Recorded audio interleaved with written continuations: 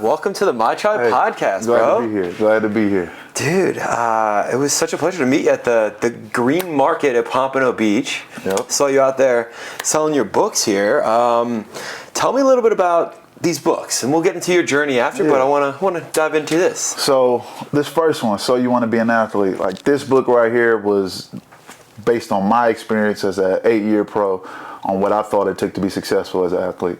And what I wanted to draw home in that book, in that story, was the importance of growth mindset, determination, believing in yourself. And also I wanted to balance it with education. Because a lot of times, kids are successful at a sport, they're good, and they think, hey, I can dribble a ball, I can throw a ball, I can tackle, I can wrestle, whatever that may be, all my problems will be solved. So I didn't want that to be the primary message of sports. I wanted to throw in the importance of education, because as we all know, it's student athlete, so student before athlete. So that was the most important thing for me. And I got the idea actually for that book during the pandemic, sitting at home just like everyone else, and just something came across the news talking about literacy, lack of literacy, and I wanted to do something about that. So that's where we got the book, So You Want to Be an Athlete. And that book was actually designed to be an entire series. So we're going to go and introduce kids to different professions. So you want to be an athlete. So you want to be a doctor. So you want to be a lawyer. We're going to throw some financial ones in there. Wow. All these different things. And then this one right here, let's set that back Jumping up. out at you. Yeah, jumping out. Can I pet that dog? Mm-hmm. So Can I Pet That Dog? I actually wrote this book. It was inspired by a book called Don't Push the Button by Bill Cotter, which is a very successful children's book. It's a very successful series. And I was actually at the Boca Raton Downtown Public Library. And I go in the library and I'm, speaking to the media specialist about, what I do and what I aspire to do. And we just start talking about what the kids like. And she's like, the kids are in love with this book, Don't Push the Button by Bill Cotter. And I was like, what's so special about it? She's like, it's repetitive, it's simple, it's funny. The kids are very interactive with it, so they just love it. So I was like, I read the book. It was a great book, very easy to read. I was like, I could do something like that. So that's where I got the book for Can I Pet That Dog? The same phrase is repeated throughout the book, Can I Pet That Dog, every page. From reading specialists, what they say is that repetitive phrasing gives kids confidence when they're reading. So most likely they're probably memorizing the term, but when they see those words and they can associate it with what the words mean, then they feel confident enough to read, and they hear that phrase and they gain confidence. And I also want it to be a funny story. So the book's full of fun, full of humor. The kid and the dog just don't seem to get along. And the ultimate underlying message for this book is bite prevention and consent. So obviously we need to teach kids the conversation. Your dog may be friendly at home, but you don't know this dog. This dog may not like kids, may not be petted, may be a rescue dog. Who knows where it was rescued from? So if you run up to that dog eye level and jump in his face, or try to take his toy or his bone or his stick, or pet it or jump on his back, you can be in danger. So that's the underlying message for the book, bite prevention. And then of course consent. Always ask, before you enter a person or a dog, anyone's personal space, always ask. So can I pet that dog? Yeah, a lot of children are very forward. They don't understand those prefaces or just social cues, so to say. Exactly. Yeah, that's interesting. So tell me a little bit about the beginning of your journey, when you wanted to be an athlete. Yeah. So I come from a very sports-heavy family. My dad was a great football player. My grandpa was a great football player. My grandpa was a great wrestler as well. So, my uncles all played football. The city I'm from is a football city. Nebraska's a football state. Oh. Seems like everybody plays football, and the Huskers are the biggest show in town. So growing up, that's exactly what I wanted to do. I wanted to be like my dad and my grandfather. I wanted to play football, and my next door neighbor as well. I remember my neighbor, Tom Warren. Actually, I was too young to play, and he would come back, with his pads and everything from a day of football, and I was always telling my dad, like, hey, I want to play. Just too young. So I started running track first, to backtrack a little bit. Okay. I ran track, ages probably 7 up until high school. Okay. But when I was 7, 8, my dad finally, let me play football, and I was actually a little scared to play. So I go in, I'm a little scared. I, changed my mind from being that 6-year-old that wanted to play to that 8-year-old who's finally playing. So my dad said, hey, you're gonna play. If you don't like it, you don't have to play next year, but you can't quit. Because if you quit this, you'll quit everything. Ooh. So it was, a great lesson that I learned early on. So my dad put me on the team, North Omaha Boys and Girls Club Jaguars. Go out there, was the youngest guy on the team. I'm 7, turning 8 in September. You know, season started in August. So I'm 7 years old playing 8, 9, and 10. So, you know, big difference between a 7-year-old and a 10-year-old. Yeah. So, I go out there. I like it. I enjoy it. I end up being pretty good. And I stuck with it. Stuck with it all the way up until a couple years ago. Well, this year. up until this year when I retired. Wow. So, yeah, man, it was just something I wanted to do, seeing the community I was in, how much everyone enjoyed playing it, you know, how involved the community was in football and how involved my family was. And, you know, you go to your grandparents' house, or, you know, you open up a box at your house and you see all your dad's football stuff. Or, you know, you go to my grandparents' house and I see this picture of my grandfather on the wall. And he was actually in the Hall of Fame at the University of Nebraska. So, your grandfather? Yes, wow. My grandfather. So just seeing, yeah. I believe for wrestling and football. What? Yeah.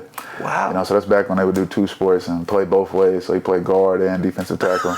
This was in the 50s. Holy moly. So, yeah, just hearing all the stories from my family, like I said, my grandpa, my dad, and just seeing everything and just knowing, like, you know, I want to do that one day. So that's where I got the idea, like, you know, I'm going to be a football player. I really want to play football. And then, you know, then the real work starts, you know. Yeah. Take me back to that 6th grade, because it was 6th, 7th, and 8th grade, right? Sorry, 7, 8, 9. Sorry. Years old. Whoa. Yeah. So 7 years old. 7 years old, excuse me. So 7 years old, that 7-year-old Brandon, what was going through his, because I went through something similar. Yeah. You know, my dad wanted me to play football, I wanted to play football, he played football, and I got out there and the butterflies hit. And I'm like, oh man, this shit is scary. This shit is nervous. And I guess maybe speak to the athletes, maybe speak to the parents of these, like every day, every family I know now, oh, my kid's never playing football. Yeah. My kid's never playing football. Yeah. How important was it for you to face that fear and not quit? Man, I think that's everything, man. Just actually talking to a friend of mine who's a college football coach right now, we were having a similar conversation. It was, you know, as you get older, I'm 31 now, and I've seen friends that I have that have pivoted into different careers post-college football, not even pro football. And it's interesting because the exact same person that person was as a college football player is very similar to how they are in the professional world. So, you know, you have people who quit maybe, or they're transferring, or they're scared to compete, or, you know, when things get hard, they quit, or they excel in tough times, they excel in adversity, they look for a challenge, they love to compete. You see these characteristics go with these people and whatever they choose to do. Wow. So I always thought that was very interesting, and for, you know, me to learn that lesson, for my parents to put that in my head at a young age, follow me through the rest of my life. Like I'm borderline obsessive now. Like I can't quit. Like anything I do, I literally can't quit it. Like if I quit, it just doesn't click in my head. Like it doesn't make sense to me. You know? Wow. How do you know you're committed to the right things in life in terms of not quitting? That's it. So I watched the interview with Jensen Huang today, the CEO of NVIDIA, and he said that, you know, when you're doing something right and you're on the right path, just keep doing it. You know, like, you know it, you can feel it, so just keep doing it. Like, you know it, you can feel it, just keep doing it. And I maybe oversimplified that, but it made sense to me, because it's like, okay, I'm doing this, I'm doing something, I don't have the results that I want right now. Obviously, it's delayed, you know, so I want to be the, you know, most selling children's book author in the world. That's obviously going to take some time, a lot of work you have to be put in. So in year 1, year 2, year 3, I can't see those results right away. But you can just tell you're impacting people, right? I'm impacting people. Kids are having these books that have maybe never had a book, or, you know, families or mothers or fathers are telling me the kids like the book. And you just get that feeling like this is something I should be doing. Like that passion just takes over. And you know you're doing the right thing and you believe in it. And I think once you believe in something, that once it's in your mind that you believe it and this is what you should be doing and you enjoy it, which is the most important thing, then just keep doing it and find a way. And then all those other things that may not make sense at the beginning, you'll find a way, no matter what that is. Even, you know, a lot of people, I know the issue may be an income thing. Well, you got to find a way to supplement that income, you know. So that's just how I look at it. You know, I look at it like, if I want something to happen, I'm going to make it happen, and I'm going to put everything else in place to make sure that I can't quit. So, have you been in a position where it hasn't felt aligned, where it hasn't felt like you were doing the right thing?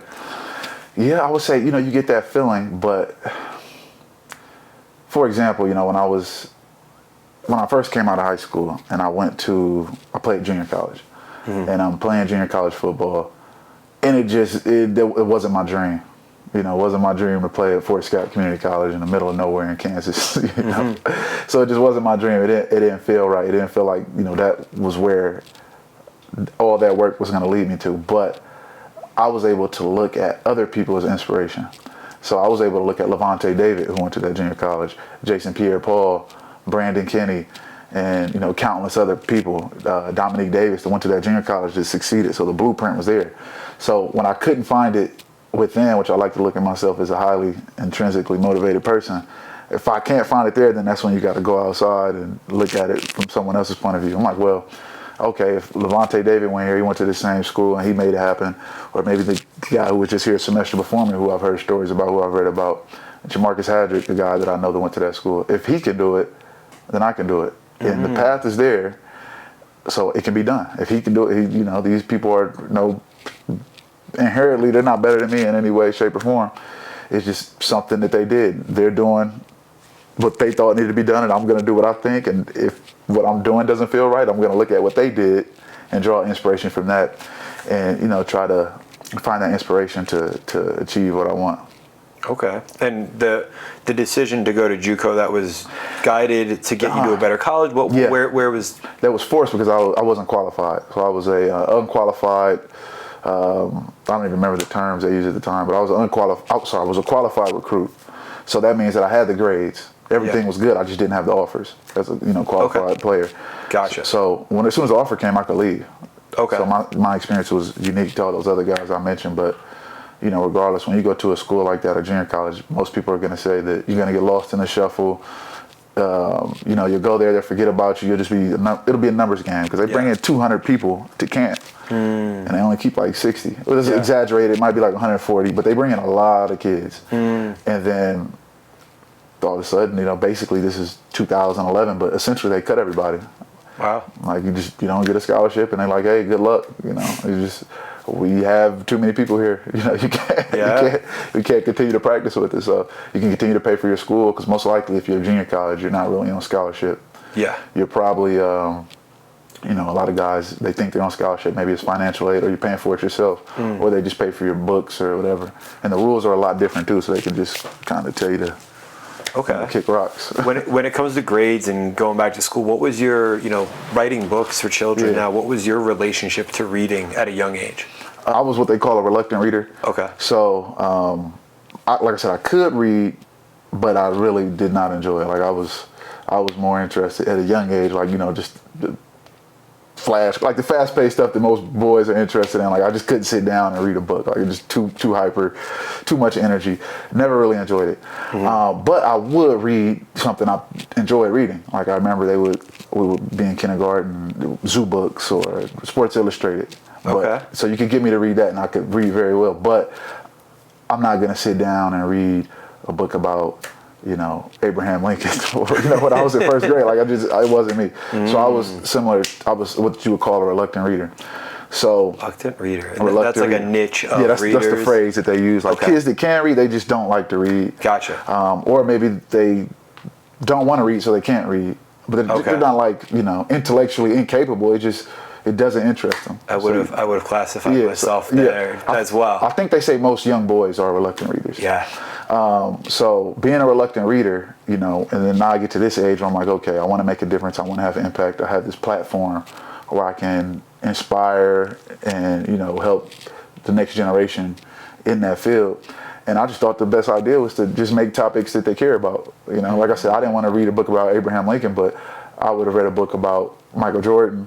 I would have read that. I would have read a book about a Bengal tiger. Like that's things that fascinated me. Like like I said, zoo books and sports books always are what I was interested in. So that's what I got the idea with these books. I'm like, I want to have topics. I want to have books that kids are attracted to.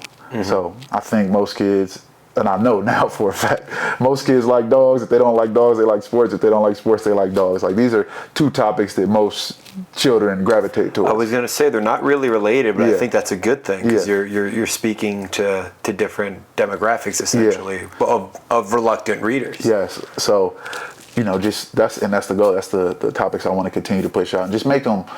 I don't want to use the word cool, but attractive. I want the kids to see the book and gravitate toward it. Like, hey, what's that? Check it out. And I had a coach that would say this, man. Actually, he was a executive member of the team I was with. But he's like, man, if you work hard, you can get better on accident. It's like literally if you work hard. But this is kind of like that same thing. Like, wow. If they like the book, maybe they'll become a reader on accident. Like, oh, it seems cool. Let me check it out. And all of a sudden, they become a good reader. No way. So that's kind of. You work hard, you become good by accident. On accident. Like you just going at it every day. And then all of a sudden you look up and you just improved. Wow. Yeah, that was one of my favorite quotes, man. That was from Alonzo Highsmith. Okay. Yeah, he was when I was with the Browns. He would always say that, and I thought that was a great quote.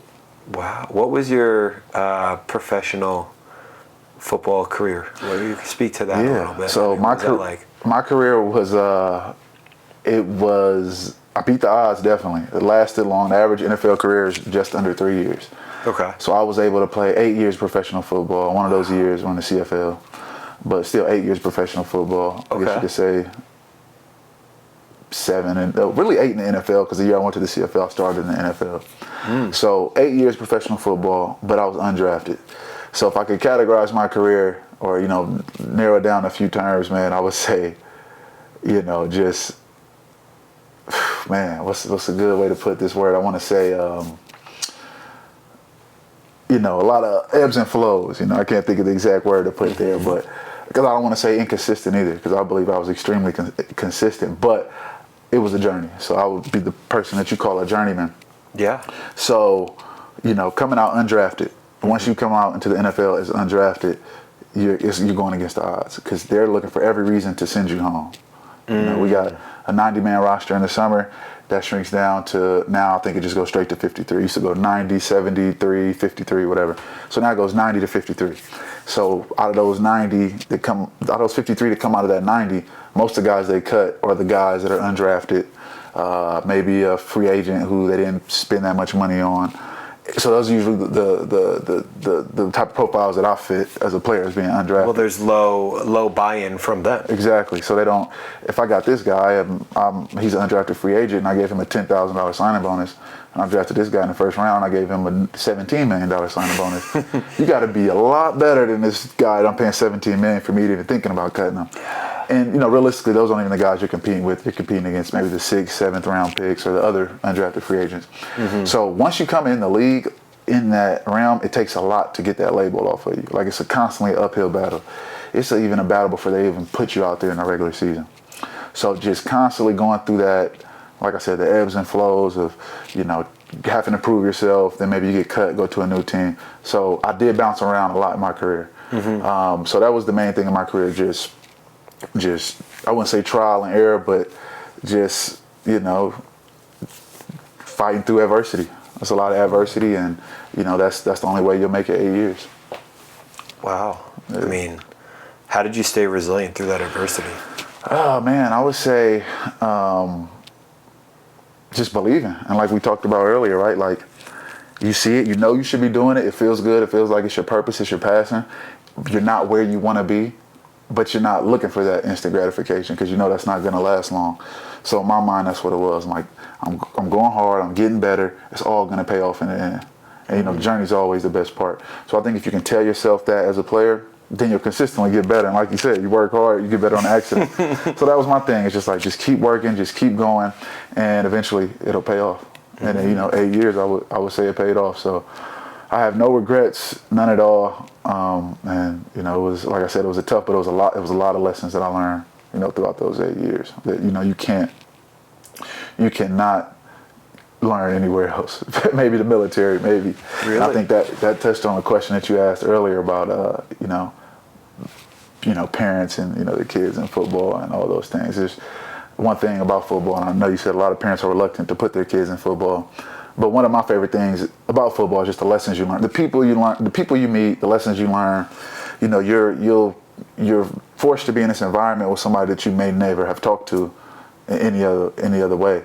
Whether if that person's from a different socioeconomic background, a different country, speaks a different language, has a different religion, whatever. Like you're on a team with these people. Like you might then you gotta a young black kid with a young Samoan kid, or these people may have never seen each other, and that's just the beauty of it. And you get to see all these different cultures and all these different experiences, and it's a beautiful thing. And then the lessons you learn on top of that is just amazing. So it teaches you how to be a better communicator and fight through resilience among many other things. The safety, obviously that's the top concern. So obviously, the NFL, whoever else has to figure out a way to make this game safe where parents feel comfortable putting their kids in this sport. But I think the lessons that you can learn in football are bar none. Maybe the military, I guess, would be a place where you learn, you have better experiences with those things that I just said. But I don't think you can learn these things anywhere else other than, football on the field or in the locker room. What other place do you have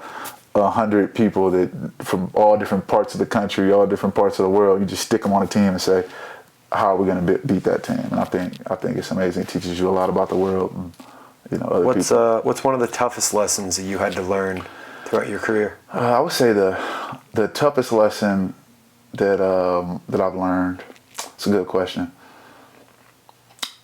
Man, just being the importance of mental wellness, and that just comes from having injuries. I tore my ACL twice. So being able to have those injuries, which, as a, 2015, you hear torn ACL, you think it's over.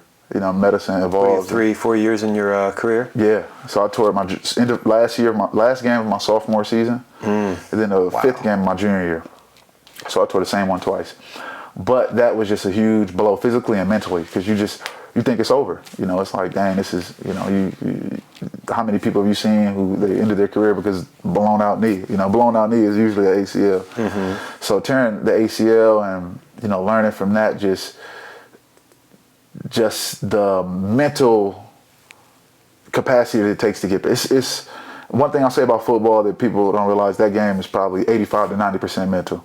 And then when you're dealing with the injury, it's the same thing. Probably a little more on the mental side, because anybody can go in there and do leg extensions in the rehab. It's not that hard. You're not even dealing with the full body weight on a lot of these rehab exercises. But everything else mentally that comes with it. Will I ever be good again? Will I ever be able to play again? Will the injury happen again?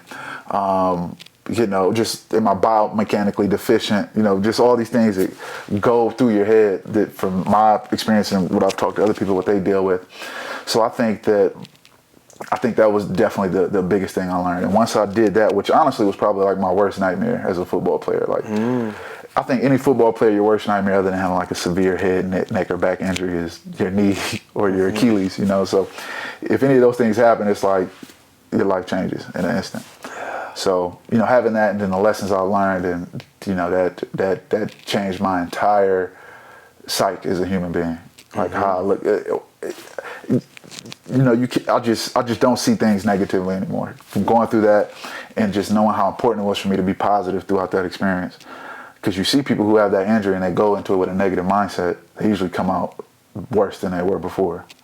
They making excuses. Maybe they're pointing the finger to why they were hurt, or they're, like I said, they're blaming someone else, or they just don't have the positive thoughts that they're gonna come out better than they were before. But the people who go into it positive, they're still happy, they're still smiling, they're laughing. It seems like their body almost heals faster, it heals better, and then they believe, okay, I'm gonna come out this better. That was just an experience. That's not me.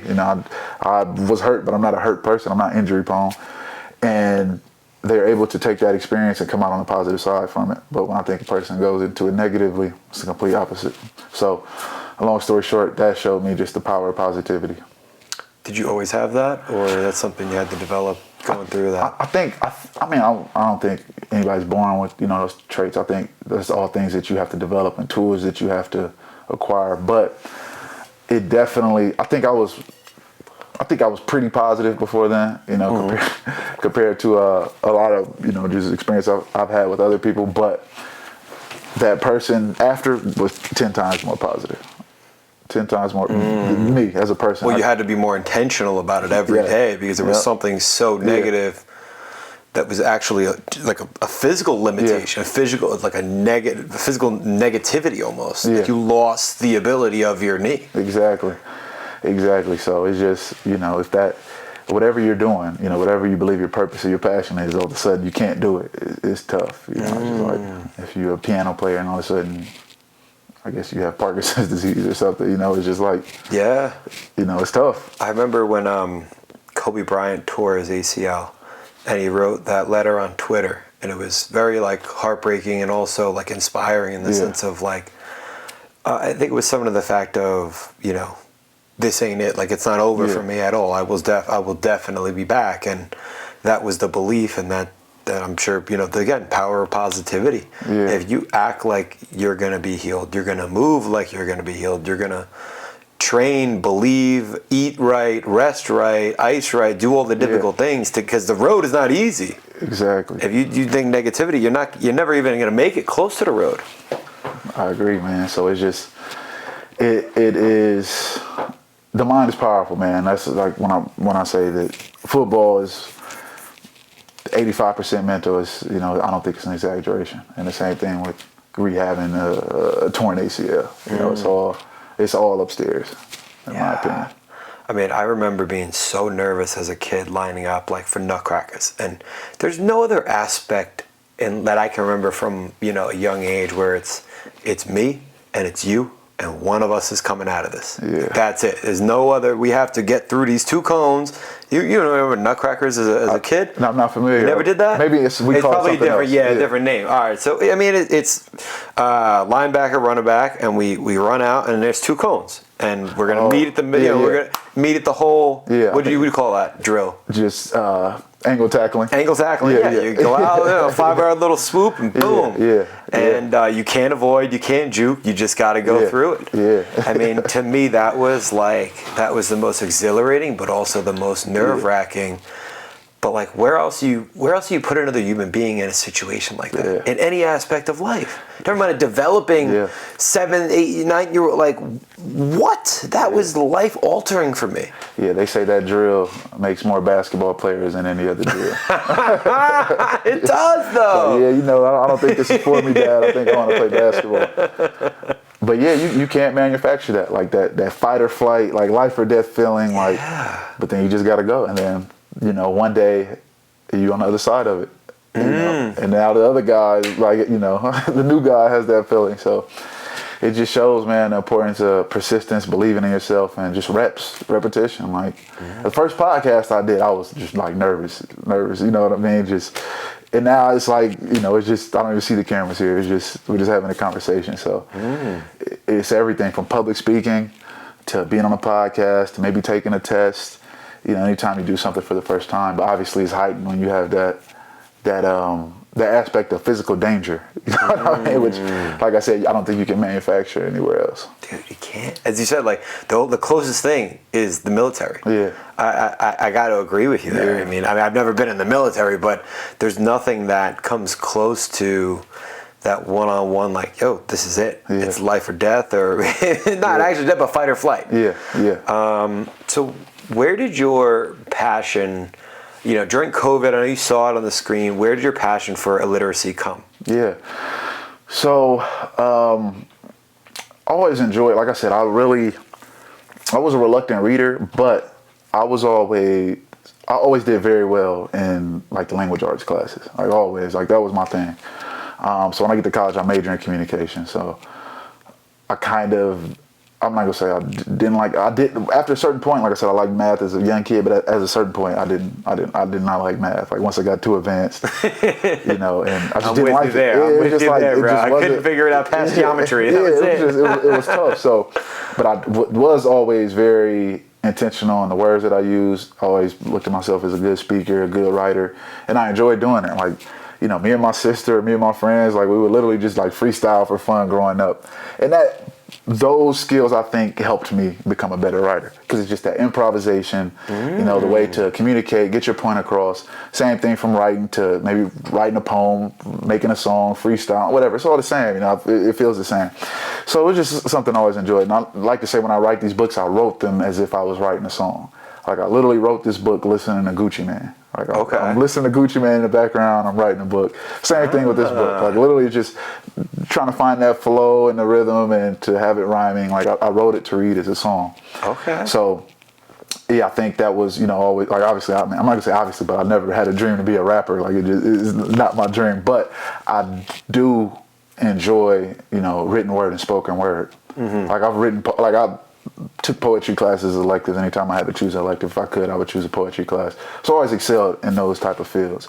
So I thought this was my way where I could be a creator, where I could, like I said, put that written word out there and, just be able to, do that through this project.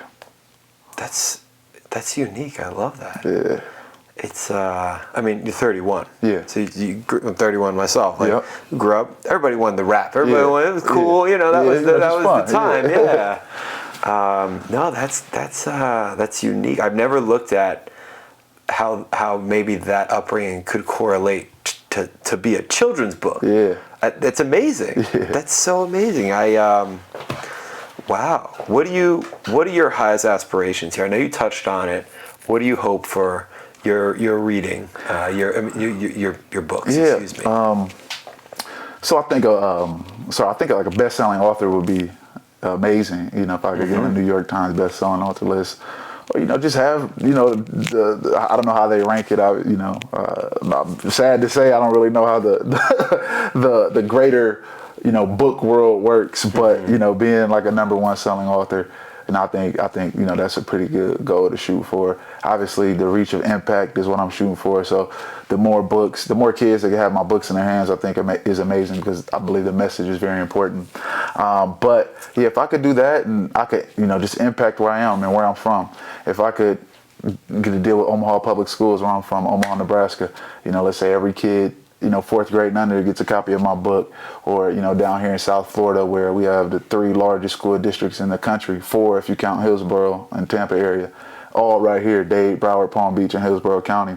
So if I could have that impact through those places, Omaha and South Florida, I think that's amazing, and that's all I could ask for. And then on top of that, man, just keep putting these projects out. I don't want to put a limit to how many books I can write. If it's 30, 40, 10, 15, 6, 2, we'll see what happens. But as long as I get the inspiration, I get the ideas, I want to continue to write the books. That's beautiful. Those are pretty aspirational goals. Yeah. What is your relationship to goals and I guess disciplines in that matter? Yeah. Man, I think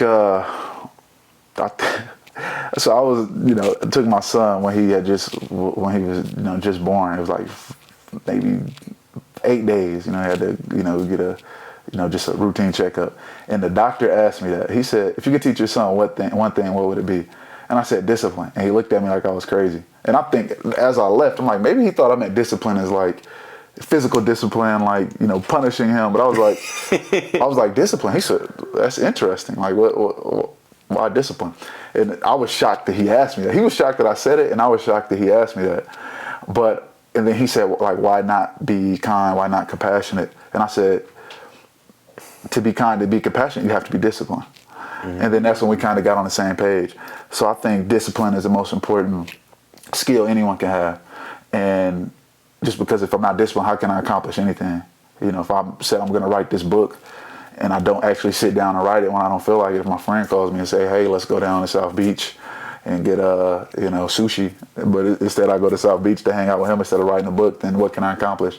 And I think when it comes to accomplishing goals, I think goals are everything. Obviously it ties directly in with discipline, but if I can put a goal down and accomplish it, and those goals get bigger and bigger and bigger and bigger, and it gets easier and easier and easier, and I'm learning these skills and learning these tools, and I'm creating that momentum, then I think anything is possible.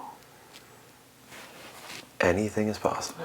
Within reason. I don't think. I'm probably too late for me to go to the NBA. At 31, but within reason, I think anything is possible. Mm. Wow. Yeah, I think I agree. Discipline is one of the most important skills. Yeah. And how old is your son? He'll be 9 months and 3 days. Amazing. Yeah. Amazing. So besides discipline, what else do you want to pass on to him? Man, I think like I said, I think discipline takes form in every way of fashion. Mm-hmm. But just to know the importance of education, you know, to believe in himself, to do anything that, you know, he believes he can do or wants to accomplish he can, and just to be an overall good person. You know, it's enough, you know, assholes out here. You know, I don't think we need any more. So, you know, if I could, you know, drive those three things into him, I think, you know, he'll be all right and he'll be able to accomplish anything he chooses. When you say education, are you referring to like the typical school education? Or are you talking about reading and like self-education? What do you mean for there? I think just being a lifelong learner. You know, just a lifelong learner, being adaptable. You know, just like, you know, Bruce Lee says, go in there with your cup half full, or empty actually. Go in there with your cup empty so you can learn and take new things in. I think that's a invaluable skill. You know, if I have the mindset that I can learn, I'm capable of learning these things, but I don't want to say I don't know anything, but there's so much more to learn. I think, you know, those are the people that are lifelong learners that end up being super successful, super compassionate, because they understand, they can see things from an empathetic point of view, and they have that ability to be coachable at the same time being confident. And I say coachable, but obviously just teachable. Yeah, of course. Yeah, that's a football word. Yeah. Would you consider yourself to be a lifelong learner? I do. I think I would consider myself a lifelong learner. Just because at this point, it's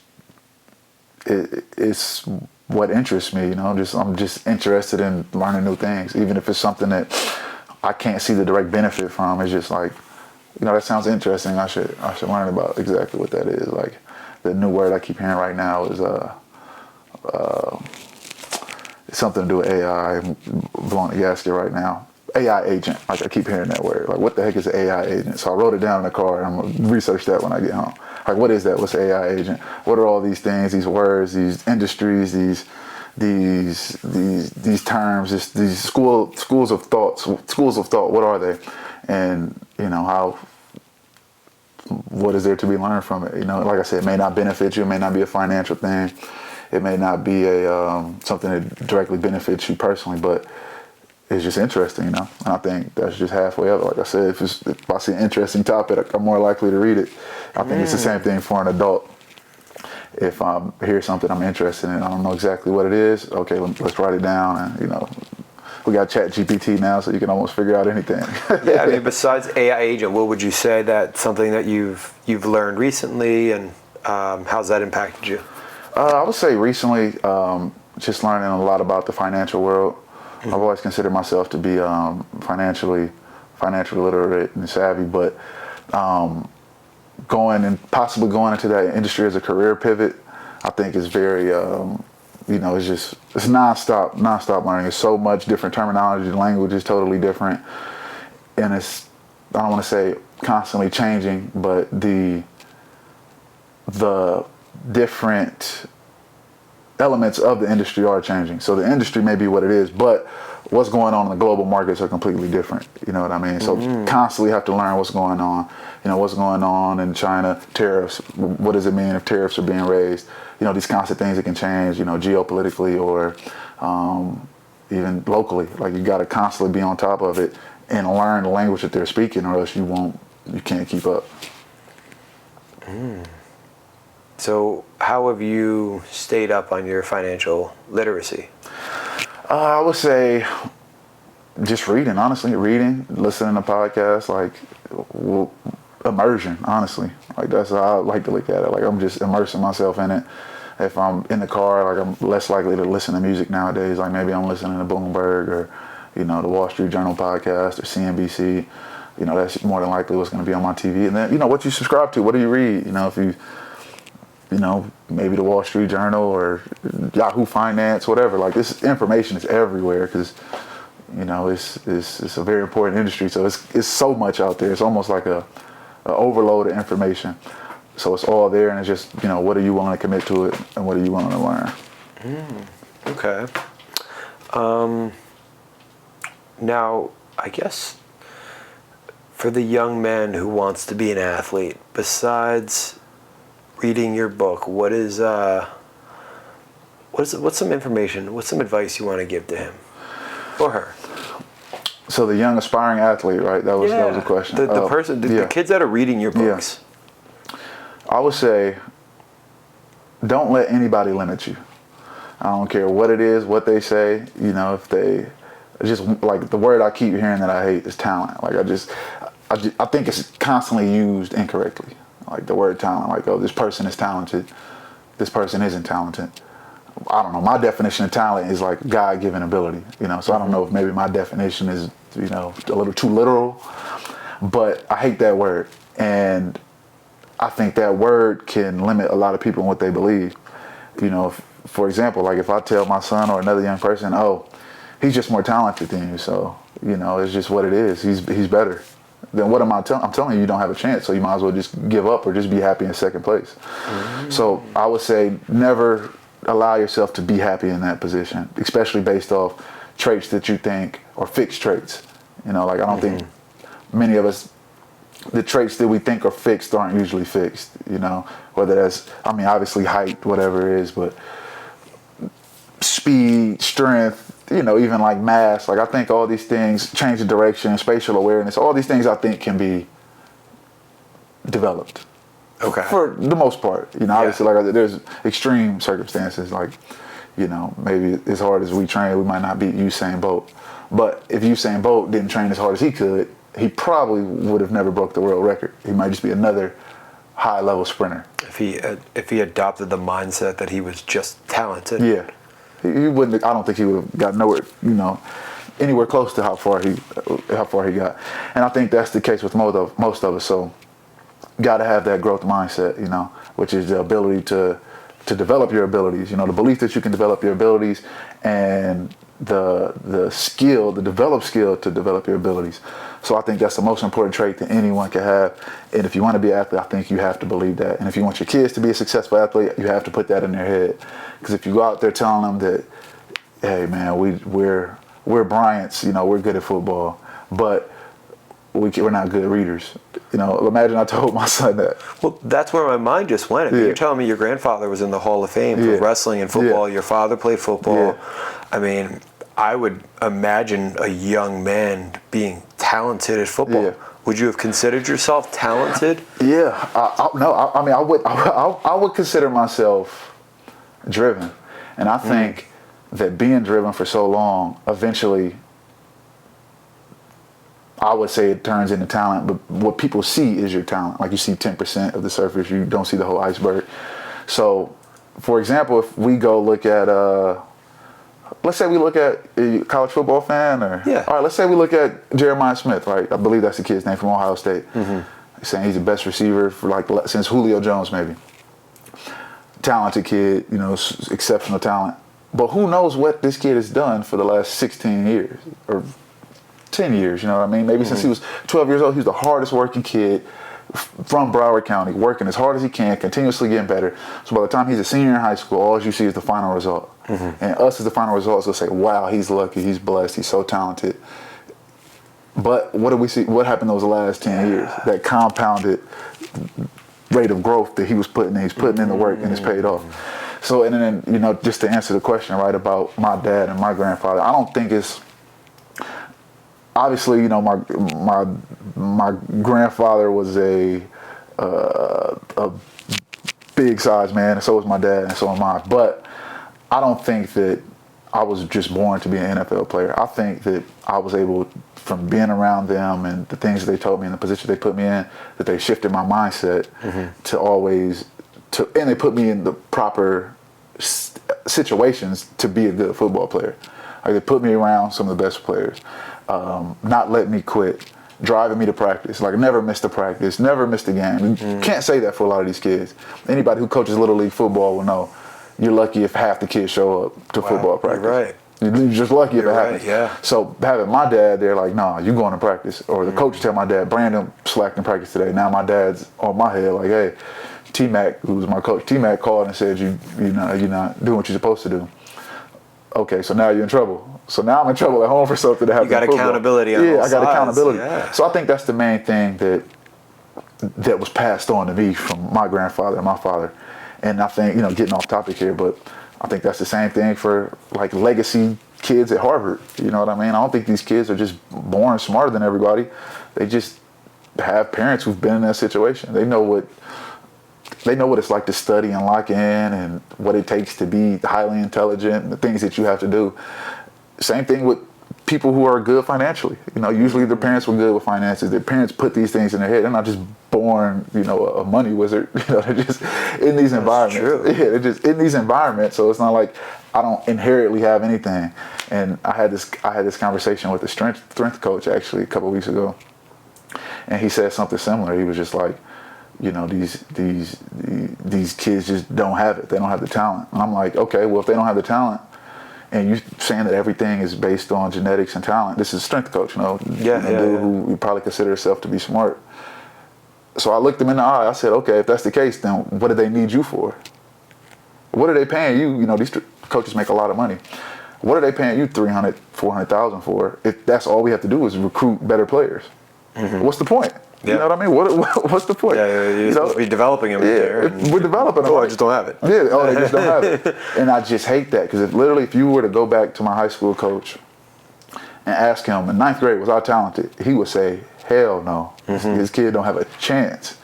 But if you ask my college coach, my senior year, he might tell you I'm the most talented person that he's ever seen. Wow. So that's 5 years apart. Mm-hmm. But what this guy didn't know, my college coach, was the work I put in the last 5 years. And what my high school coach didn't know was the work I was going to put in the next 5 years. So I think just to see a kid and say he's talented, you just discount their entire body of work, their work ethic, and their mindset. And I think that's the most detrimental thing you can do to someone, even if they're a good player. If you tell a good player you're only good because you're talented, then what? Yeah. What happens when I face a challenge? I face a challenge, I'm like, I'm not talented enough to do that. I just don't have that talent. Or you tell me I'm talented, so I stop putting in the work. I stop doing what got me here. And I think that happens with a lot of like highly rated recruits who are 5 stars, 4 stars, 5 stars. Most of those 4 stars, like I think the NFL is made up of mostly like 2 stars and 3 stars. Mm-hmm. So that shows you like that you could take that with a grain of salt. So what happens to those 4 5 stars mentally? They usually stop doing what got them there because they believe it. You know what I mean? They're crediting their success or their results to something that they didn't earn. Yeah. Because other people are. Exactly. The talent. Yeah. If you by definition, I would say talent is something that's God-given. It's natural. It's not something that you essentially earn, other than, as you said, reps and reps and reps. So like if you do your reps and now you develop I would consider talent and strengths different. Because you can develop a strength for being on podcasts by going on podcasts. Yes. You can develop a strength for public speaking, and now you're strong in public speaking. You're not, but then that would make you a talented public speaker. But your natural talent wouldn't have been public speaking before you ever got on stage and did a public speaking event. Mm-hmm. I love your perspective on it, because I've seen so many people, they're deemed talent, they're deemed smart, and they're deemed all of these, natural God-given abilities, and then when life gets tough, they throw in the towel. Yeah. Because you said, what helped them to accomplish the accomplishments that got them here, people are discrediting their abilities and blaming it on an outside extrinsic talent than the intrinsic of what got them there. If they had more self-belief that they actually did the work, then they can rely on that self-belief when the shit hits the fan. Exactly. And the shit's always going to hit the fan. At some point, it definitely will. It definitely will. And then, like you said, what happens at that point when I finally reach that challenge? What happens when even for football players, like, oh, you can't play football. You were a talented football player. Now you can't play football. Then what? You're not talented. You can't do these other things. So it's just, I think that is so, and I think a lot of people say it as a compliment, when you tell these kids that, but it's more detrimental than anything else. What was in a time in your life when the shit hit the fan? Man, I think tearing my ACL was, a very trying experience. Mm-hmm. And it's crazy when I get asked that question, man. It's like I try to look at everything from such a positive outlook. It is like there are people going through real things out here, like there are people who don't know where the next meal's coming from, or maybe they're missing a limb. You know what I mean? Like, so who am I to complain about anything? You know what I mean? Of course, but you know, yeah, shit hits the fan for even the most positive of people. It does, but I don't, you know, want to just act like I'm Mr. Roses and Sunshine, but it's like, you know, it is all about how you respond. So, yeah, man, just, like I said, man, it's hard for me to even think in a negative light, man, because, I mean, obviously getting released from my first NFL team was tough. Really? That was a very tough experience. Walk me through that. Please. So honestly, this honestly was a crazy story. So I in the hotel, camp's over, I made it all the way through the final cuts, and I am in the hotel in Seattle. I'm playing with the Seahawks, and I ordered some toothpaste and some deodorant from the hotel desk. Okay. I'll never forget it. And this hotel was huge, like probably, you know, like 30 stories, like, you know, full service hotel, big, huge hotel. But they put us there, the players there. We had like we had a third and fourth floor to ourselves. So I'm in the hotel, order toothpaste and deodorant, and then I go to sleep. And I'm like, man, I didn't really need it until later anyway. Like I brushed my teeth already, and I took a shower, but this was for later. So I go lay down, and I go to sleep, and I know it's cut day, and I hear so I'm like, oh man, I'm getting cut. Like, just first thought, because the only reason why I did knocking on your door. Yeah. Totally forgot I ordered the toothpaste. Okay. So I opened the door and the toothpaste on the floor. I was like, oh, thank God. I made the team. Like, I made it. I go real time. I walk from there to my bed. I lay down, missed call. Seattle number. Nobody has my number in Seattle except, you know, the players and the organization. So I'm like, okay, why they calling me? Call. Hey, this is so-and-so with the Seahawks. Schneider wants to see you bring your playbook. Just like that. So I get cut. And they're like, yeah, man, there's a bus outside ready. So they're rounding everybody up. Like, the bus is outside, so you can come get on the bus, or you can, you can come later. I'm like, man, I got to get this over with. I run down, get on the bus, like, just threw on some shoes or shorts to go get on the bus and then handle business. And honestly, like, it was so unbelievable. Like, I literally just laughed. Like, I didn't even cry. I was just like, you see, I don't want to laugh, but I'm walking through the facility and I see all the other guys that just got cut for the first time. And I remember a dude just like pulling his hair out, another dude crying. I'm like, bro, like, you know, it was like a crazy experience, because at that point in your career, you don't know. This was your first team? My first team, first time getting cut. So it's like, dang, now 8 years in, I understand how the business works. If you have a good preseason, you got film out there, somebody's gonna call you. You'll get a shot. But at that time, you're not thinking like that. What was going through your mind? Time to get a job. Really? Yeah, time to go get it, because you just don't know. It's like, okay, you're in the NFL, now you're not. Like, yeah. you don't. Let's, like, you know, you're just like a kid, and you know, you try out for basketball, and it's like, this is the list. Try again next year. Mm-hmm. You know, that's how you think of. But the NFL is nothing like that. As soon as you get cut, like, maybe over the next week, I got 6 more phone calls to come try out. But at that point in my career, I had no clue that that's how it worked. Even though I had heard that from people, you just don't believe it. Yeah. So when you get that call and you're cut, it's like, man, like, you know, time to go use that degree.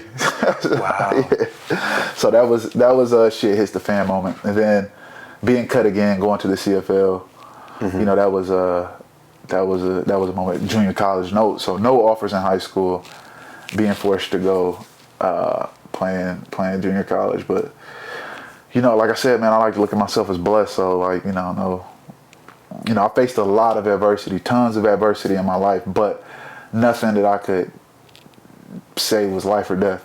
You know, and I think that's a blessing and I think most of us are in that situation. Like, you know, we all have friends that have real issues, you know, no matter what that may be. So, you know, I got all 4 of my limbs, and, you know, I got a roof over my head and I can eat. So, you know, everything else I think is in my control. So all these other things are just kind of trivial things that I can find a way to maneuver around. Wow. Except for that ACL, man. That was a tough one. That was a tough one. That was something that you can control what happens after.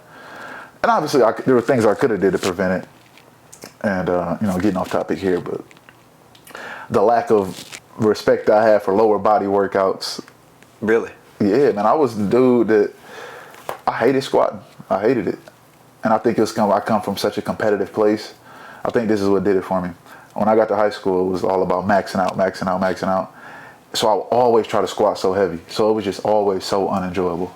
It was never. It was never like, let's get better. It's like, yeah. Who's gonna squat the most today? So it's like, okay, Jesus. I'm in 9th grade. I remember squatting 225 for the first time, and I thought my intestines were about to spill out. Like, it was so heavy.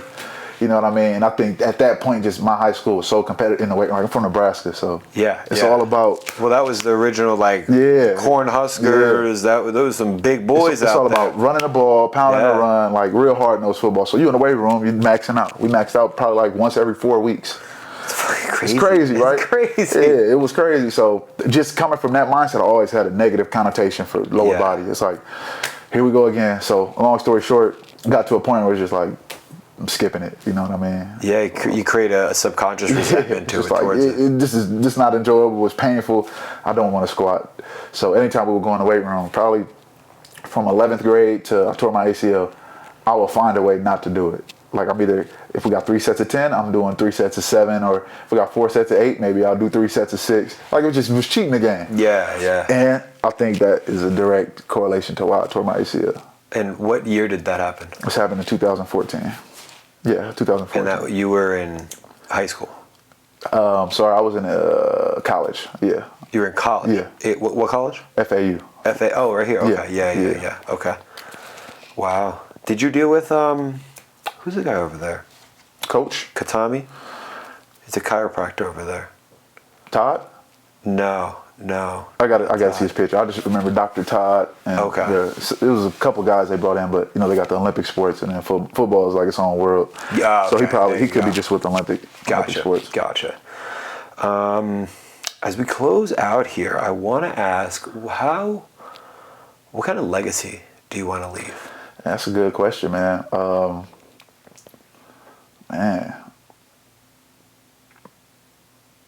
want to leave a legacy that, I maxed out my potential, and I think that's the talent I want to have, the ability to max out my potential, whatever that is, man. And I think that's the beauty of life. Who knows what that is? I don't know what the ceiling is. Is that selling, 20 million books? Is that having $500 million assets under management? Is it, who knows, man? So anytime I have an opportunity to do anything, I just want to give it the best I can and, show people. So I guess this will answer the question.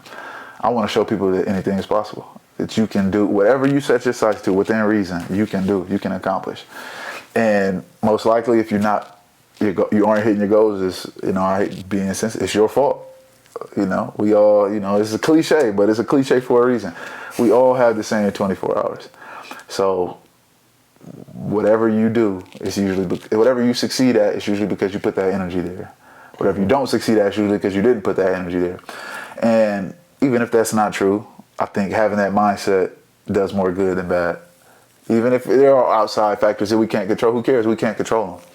So I think having that ability to think like that, one, I think it eases your mind because you're not stressed out thinking on what's going to happen over here, what's going to happen there. It's just, I control this. If I do this, I know this is going to happen. So I think having that mindset is the best thing you can have. So I think if I could, just encourage other people to believe in themselves and, believe in their talents. No, not believe in their talent, believe in their ability to develop themselves. I think that's the best thing that I could leave behind while being an example and doing it. Because obviously just, it would get kind of boring not doing it myself, just talking about it. So yeah, if I could do that, show that it could be done and do it here. If I could, okay, this is it. Made it to the NFL here. Now I'm doing this. Say it works out very good. Then I do this and I keep building on all these things. I think that'll be sufficient evidence that it's possible. Maxing out your potential. Yeah, maxing out your potential. I love that. Ironically, we come full circle from hating the maxing out to embracing it as the legacy. That's right. Yeah. Wow. Any last words for my millions of followers here? Yeah. Last words, man. Come up with a plan, execute, believe in yourself, and don't let anybody stop you. I think that's I think that can carry us all through wherever we want to go, wherever we need to be. And then, don't allow yourself to be distracted, because it's one thing to set out a plan and one thing to do it, but discipline. If you don't have that discipline, then you find yourself maybe jumping around, maybe, giving up or quitting, or maybe your energy is drifting away there. So stay disciplined with your focus and believe. Yeah. And believe. Yes, sir. Where can we find these books? So, my name's Brandin with the I. I know you know, but maybe everybody else doesn't know. So, brandinsbooks.com. Brandinsbooks.com. Okay. Yes. And then Brandin's Books on Instagram. And the books, they're on Amazon, Barnes & Noble, Target, Walmart, a couple of South Florida, retail shops, around here. But yeah, those are the best places to go. If you go to my website, brandinsbooks.com, it'll kind of navigate you through. That'll be the best direct route. Okay, I'll make sure that link's in the description. Everybody can come out and support this amazing mission that you're on, man. This is really inspiring, and I love the passion that's behind it. I'm really excited to see where it goes. Thank you, man. Thank you. Dude, thank you so much for coming on. It's been such a pleasure. Yeah, likewise, man. Yeah. Thanks for having me. Join.